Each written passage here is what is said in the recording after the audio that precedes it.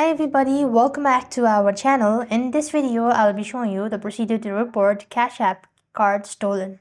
So if you wish to report stolen card or Cash App card immediately, you could do this in the app settings as well. So open up your Cash App application and log into your account.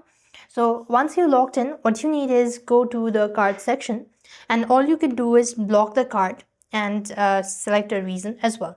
After which you could also go ahead and make sure to click on help and support and go to report or stolen card missing.